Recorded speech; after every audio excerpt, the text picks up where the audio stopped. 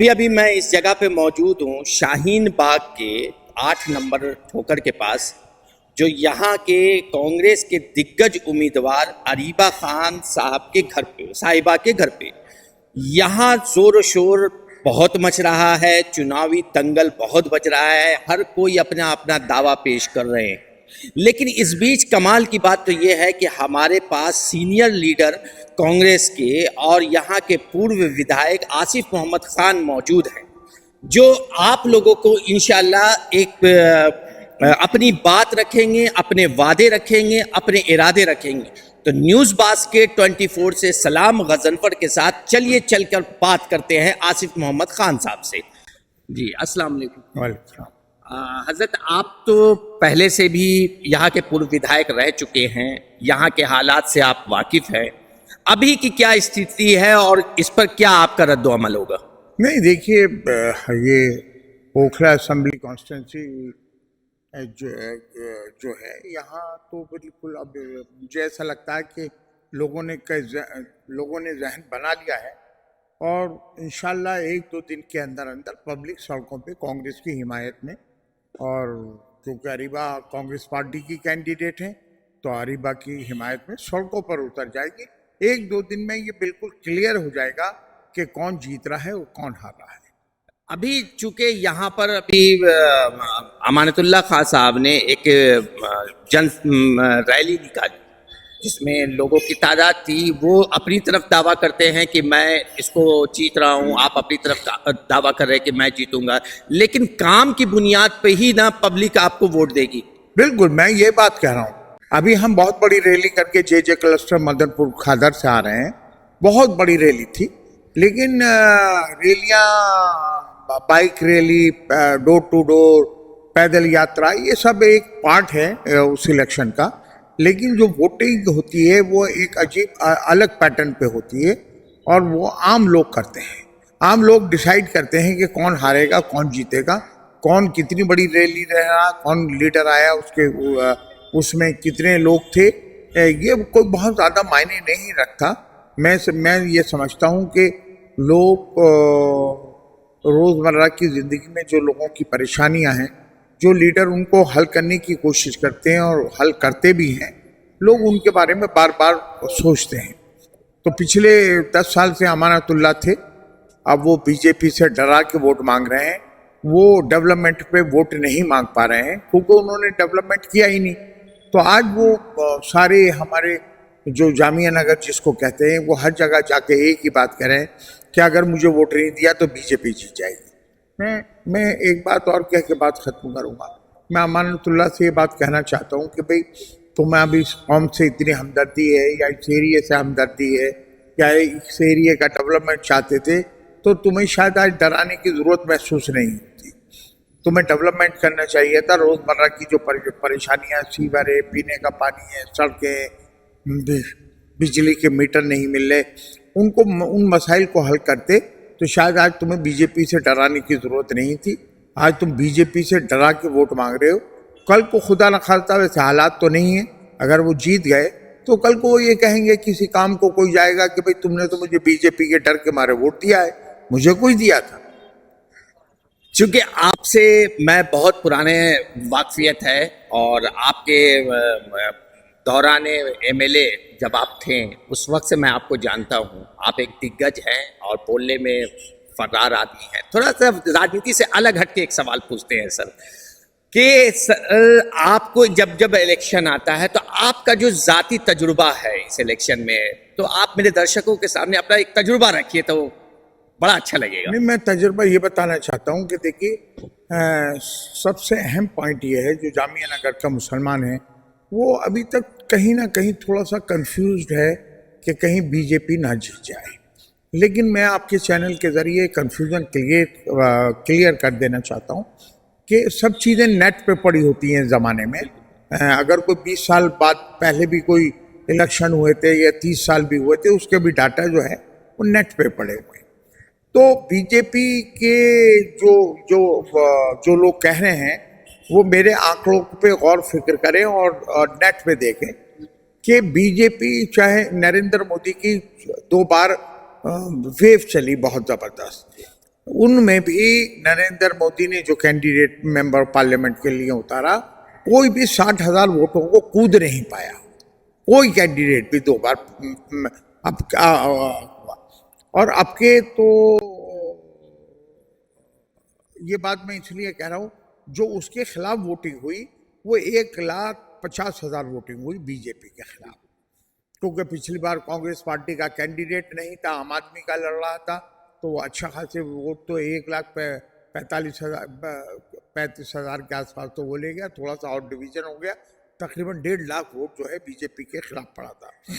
ब्रह्म सिंह को अगर टिकट मिलता तो वो मजबूत कैंडिडेट थे, वो हो सकता है 60,000 वोट ले जाते, और अब मनीष जो लड़ रहे हैं वो मुझे लगता है 45 से और 50 के बीच में रह जाएंगे, और जो उनके खिलाफ वोटिंग होगी बीजेपी के और मनीष चौधरी के, वो तकरीबन 1,60,000 से 1,70,000। अगर शफाउर रहमान में डिवीजन हो भी जाए 10-5 हज़ार वोटों का, इससे ज़्यादा तो मुझे नहीं लगता शफाउर रहमान लेके जा पाएंगे। तो भी तकरीबन 1.5 लाख वोट है जो लोग 2 लोगों में डिवीजन होना है, आम आदमी पार्टी और कांग्रेस में। तो अगर मान लीजिए बराबर बराबर भी हो जाता है तो भी 75-75 हज़ार मिलता है। एक बात मैं आंकड़े आपको मैं ये बात इसलिए कह रहा हूँ कि डरने वाली बात नहीं है किसी भी कीमत पर, किसी कीमत पर भी डरने वाली बात नहीं है ये सिर्फ। और मैं कह रहा हूँ अमानतुल्लाह अगर इतने ही फिक्रमंद हैं, इतने ही परेशान हैं कि बीजेपी ना जीत जाए, या कौम से बहुत हमदर्दी है, तो उन्हें इतना सेक्रीफाइस करना चाहिए कि वो अरीबा के हक में विड्रॉल कर लें। बीजेपी नहीं जीतेगी, अगर उन्हें अंदेशा है कहीं कि बीजेपी जीत सकती है, तो इतनी ये कुर्बानी दे दें वो कि अरीबा के फेवर में अनाउंस कर दें कि भाई मैं अरीबा के फेवर में बैठ रहा हूँ, तो लोग अरीबा को वोट दे देंगे, फिर तो कोई चांस है ही नहीं बीजेपी के जीतने का। ये बात अब आप कहेंगे कि ये बात आप कह दीजिए, मैं बीजेपी से नहीं डरा रहा, अरीबा बीजेपी से नहीं डरा रही। अरीबा ये कहती है भाई मेरे वालिद ने अगर बेहतर डेवलपमेंट किया था, आप उनको याद करते हैं, उनके टाइम को याद करते हैं, और मैं भी उसी अंदाज में काम करूंगी, इसलिए मैं आपसे वोट मांग रही हूँ। अरीबा ने कभी नहीं कहा, ना मैं कह रहा हूँ कि बीजेपी आ जाएगी आप हमें वोट देना। अरे कौन बीजेपी को खुदा लग जाएगी बीजेपी अगर जीत गया। हम मौजूद हैं, हम अमानतुल्लाह कमज़ोर हो सकता है कि वो इतना कमज़ोर हो सकता है कि वो बीजेपी से डर सकता है। हम लोग बीजेपी से डरने वाले नहीं हैं, हम तो वॉरियर हैं, लड़ने वाले लोगों में से हैं, और इंशाल्लाह यहाँ के लोगों की लड़ाई, हकूक़ की लड़ाई लड़ते रहेंगे। अभी मैं लास्ट टाइम अरीबा मैम से एक लास्ट इंटरव्यू मैंने लिया था, और उन्होंने अपने इरादे बताए थे कि मैं जीतने के बाद क्या क्या काम करूं।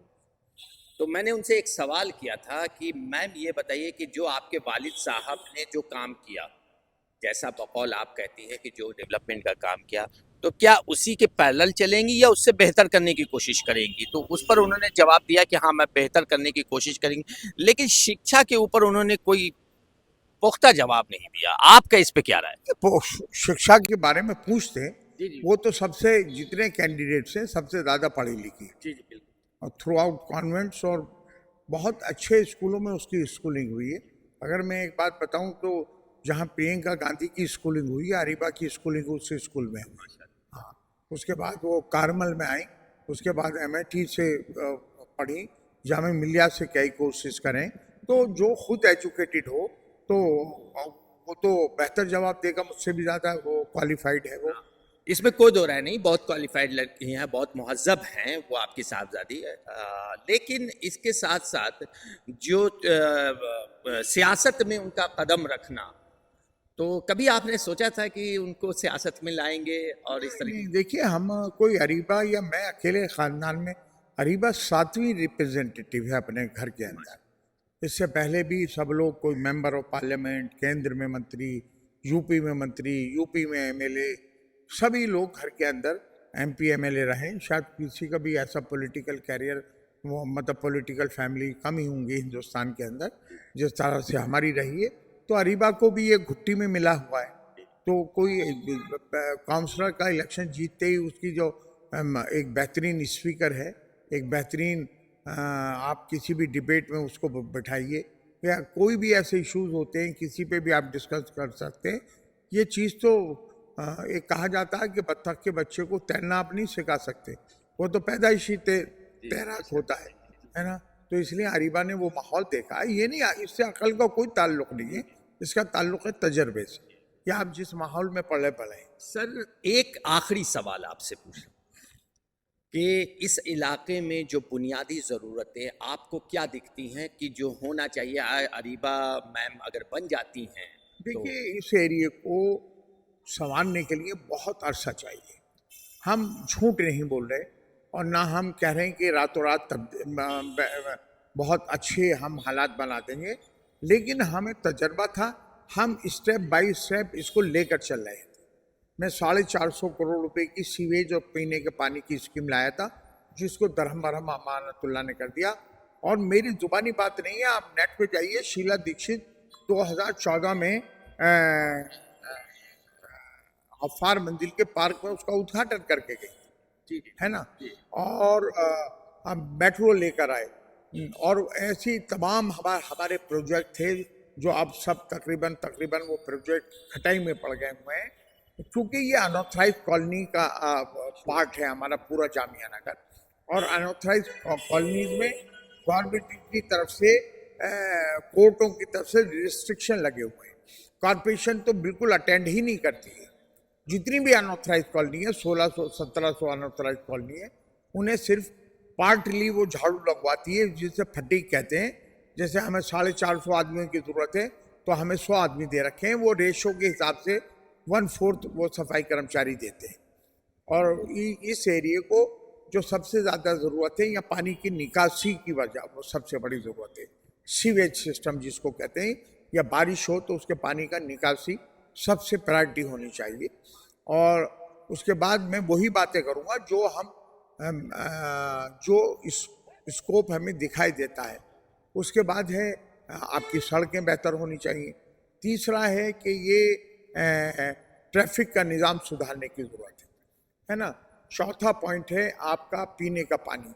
लेकिन पीने के पानी पे आप झूठ तो बोल सकते हैं वक्ती तौर से, लेकिन उसको लाना सबसे बड़ी चुनौती होगी, क्योंकि पूरे दिल्ली में पीने का पानी नहीं है। अब केजरीवाल की आप पाइप्स देखिए, वो कह रहे हैं कि 98% मैंने दिल्ली को पानी दे दिया। आप बता दिए कि पूरे जामिया नगर को छोड़िए, आप पूरे उखला असेंबली कॉन्स्टिट्यूंसी को बता दिए, आप बताइए कहाँ है पानी। जो पानी कॉर्पोरेशन मतलब कांग्रेस के टाइम में आता था, उसमें कटौती हुई है। लाइनें बिछाने से पानी नहीं आ जाता है। बटराव, जाकिर नगर, जोगाबाई में जमुना के किनारे 9 साल हो गए लाइनें बिछी हुई अमानतुल्लाह ने, और एक बूंद नहीं आया। आधी लाइन ने तोड़ फोड़ के पब्लिक ने डाल दी, कबाड़ी बेच के ले गए। लाइन डालने से और पानी आने में जमीन, क्योंकि उसका सिस्टम है। आप यूजीआर अंडरग्राउंड रिजर्व बनाएंगे, उसमें ट्रंक लाइनें आएंगी सोनिया विहार से, जहाँ से भी आनी है, वो 24 आवर्स उनको फिल करती हैं। फिर वक्त सुबह शाम वहाँ से पंपिंग होती है।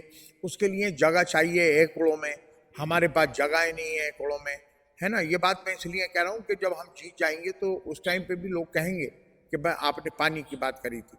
पानी लाना बहुत सख्त काम है, लेकिन हाँ, मैं जल बोर्ड का मेंबर रहा हूँ, कम MLA हूँ, क्योंकि मैं अपोजिशन के कोटे से जल बोर्ड का मेंबर रहा हूँ। मुझे पता है कि जल बोर्ड किस तरह से चलता है और कैसे चलता है, क्योंकि दिल्ली सरकार का डिपार्टमेंट है। आप देखिए कि पूरे एरिया में सीवेज उबल रहा है। 45 सफाई कर्मचारी हैं सीवर के, जो MLA के अंडर में काम करते हैं। हर सारी पब्लिक हमारे पास आती है और हम प्राइवेट मार्केट से प्राइवेट आदमी पकड़ के उनकी सफाई करवाते हैं, क्योंकि सीवेज कॉरपोरेशन में नहीं आता। जो कॉरपोरेशन के डिपार्टमेंट है वो काउंसलर देखता है, जो दिल्ली सरकार के डिपार्टमेंट है उन्हें MLA देखता है, जो सेंट्रल गवर्नमेंट के डिपार्टमेंट है उनमें मेंबर ऑफ पार्लियामेंट देखता है। कल मैंने जाकिर नगर के सर सैयद रोड पर की एक फुटेज मैंने चलाई अपने इस पे, जिसमें सड़कें की जो बदहाली है और जो टूटी पड़ी हैं कई सालों से। अब तो सड़कें भी बोल रही हैं कि हमें कौन बनाएगा, वो इंतजार में। तो उसमें पानी जो गंदा पानी जो उबल रहा है, तो वो तो वार्ड काउंसलर कांग्रेस के ही हैं, उस इलाके में वार्ड काउंसलर के ही अंडर आते हैं। वो जो है वो अनऑथराइज में भी मैं MLA था, तो ये 40 फीटे का नाला मैंने बनाया था। ये दिल्ली सरकार के पैसे से, जो अनऑथराइज में वार्ड काउंसलर काम नहीं कर सकता, आपको मैं बात बता दूं, जितने भी नाले हैं मैंने एमएलए होने के बाद ही वो नाले बनाए। जब एमएलए दिल्ली सरकार के पैसे से नाले बना रहा है तो ये दिल्ली सरकार की जिम्मेदारी है कि उनको सफाई करें। जो कॉरपोरेशन के पैसे से काउंसलर बनवाएगा उन नालों की सफाई की जिम्मेदारी काउंसलर की है। हर नाला जरूरी नहीं है कॉरपोरेशन का हो। ये है बारापुला नाला है ना, इसे ये दिल्ली गवर्नमेंट इसको देखती है। जितने भी दिल्ली में नाले हैं, जो पीडब्ल्यूडी के नाले हैं, कहीं इरिगेशन फ्लड कंट्रोल के नाले हैं, है ना, जहाँ अलग अलग एजेंसीज के नाले हैं, वो उनकी उनकी मलकियत है, तो उनकी जिम्मेदारी है उनको साफ करना। हर नाले की जरूरी नहीं है आप उसके बैकग्राउंड में जाना पड़ेगा आपको कि क्या ये नाला कॉरपोरेशन ने बनाया है। अगर कॉरपोरेशन ने बनाया तो वो कॉरपोरेशन की जिम्मेदारी। अर्थात दिल्ली सरकार ने बनाया है। ये जो नाले बनवाए थे मैंने बनवाए थे, ये दिल्ली सरकार के इरिगेशन फ्लड कंट्रोल है डिपार्टमेंट, ये उसने बनाए थे नाले, तो ये उन्हीं की जिम्मेदारी बनती है कि सफाई करें। तो सर चलते चलते एक आखिरी सवाल कि ये पूरी ओखला की जनता इस बात के इंतजार में है कि राहुल गांधी और प्रियंका गांधी इस ओखला में कब आए। भाई मैं आपसे इतना कमिटमेंट कर रहा हूं कि कल शाम तक आपको राहुल जी का प्रोग्राम और स्टेज प्रोग्राम और टाइमिंग हम अनाउंस करते हुए हमारे रिक्शे नजर आएंगे। प्रोग्राम के नहीं, लोग मैं आपको बात बता दूं, मैं पूरे ओखला की जनता को, राहुल जी का कंफर्म प्रोग्राम आ चुका है। किन्हीं वजह से हमने उसको अभी डिस्क्लोज नहीं किया है। किसी भी टाइम हम घंटे 2 घंटे 4 घंटे में हो सकता है कि कल सुबह से ये अनाउंसमेंट हो रहा हो कि राहुल जी इस पॉइंट पर इस टाइम आ रहे हैं। रही प्रियंका जी की, वहाँ AICC कंट्रोल रूम से उनका भी प्रोग्राम हमें पूछ लिया गया है। हमने रोड शो, प्रियंका जी का रोड शो होने जा रहा है और उसका उन्होंने रूट हमसे मांगा है, वो रूट हमने उनको बना के दिया है। उनका बिल्कुल राहुल जी का तो टाइमिंग भी और डेट भी हाँ हमारे पास आ गई है, और प्रियंका जी की डेट और टाइम नहीं आई है, लेकिन ये कंफर्मेशन आ गई है कि ये प्रियंका जी यहाँ रोड शो करेंगे। क्योंकि हमने जिन जिन लीडर्स की, ये हमारी सीट दिल्ली की A+ सीट मानी जा रही थी, है ना, कैटेगरी वाइज बनाई है, C category, B category, A category. पहले राउंड में हमारी A कैटेगरी में मानी गई। आज की तारीख में कांग्रेस की निगाह में, पार्टी की निगाह में ये A+ कॉन्स्टिट्यूंसी मानी जा रही है, जो तकरीबन जीत गई है। और इसके एफर्ट्स के लिए पूरी ताकत कांग्रेस पार्टी लगाएगी, क्योंकि उसमें कहीं चूक ना हो जाए, है ना। तो इसलिए जो इसमें हमारे राहुल जी भी, अभी देखिए कल पप्पू यादव जी आए हैं, 31 को इमरान प्रतापगढ़ी आ रहे हैं, फिर हमारे कन्हैया कुमार आ रहे हैं, इमरान मसूद आ रहे हैं, और पप्पू यादव दोबारा से जे क्लस्टर मदनपुर खादर में रोड शो करेंगे। प्रियंका जी का रोड शो रहेगा, राहुल जी के स्टेज प्रोग्राम रहेगा। हम कहीं इंशाल्लाह कहीं पार्टी की तरफ से ऐसा कहीं आपको नजर नहीं आएगा। जैसे अक्सर देखा गया कि पार्टी अगर चाहती तो शायद ये 19-20 हुआ, वो नहीं होता, लेकिन पार्टी पूरी तवज्जो दे रही है। पार्टी इसको विनिंग सीट पार्टी ने मान लिया है। तो ये मेरी शुभकामनाएं आपके साथ है, मेरी नेक दुआएं आपके साथ हैं कि आप बेहतर से बेहतर करें और ओखला के लोगों को बेहतर से बेहतर जिंदगी देने की कोशिश करें। बहुत बहुत शुक्रिया। अस्सलाम वालेकुम। अभी मैंने आपको एक्सक्लूसिव इंटरव्यू दिखाया मोहम्मद आसिफ खान जी का, जिन्होंने हर मुद्दे पे बहुत ही सटीक बात कही, बहुत खुलकर बात कही। और बड़े मज़ेदार बात तो ओखला वालों के लिए ये है कि राहुल गांधी और प्रियंका गांधी के आने की भी एक खुशखबरी देने वाले हैं। और मैं इन्हीं सब बातों को न्यूज़ बास्केट 24 से सलाम गजनफर और कैमरामैन इरशाद खान के साथ आप लोगों को ये बात बता दूं कि ये पूरा जो कंस्टिट्यूएंसी में जो भूचाल मचा है, त्रिकोणीय मुकाबला जो चल रहा है, जिसकी सारी फुटेज, सारी चीज़ें मैं आप लोगों के सामने रखूंगा। तो आइंदा के लिए इंशाल्लाह फिर मिलते हैं। अस्सलाम वालेकुम।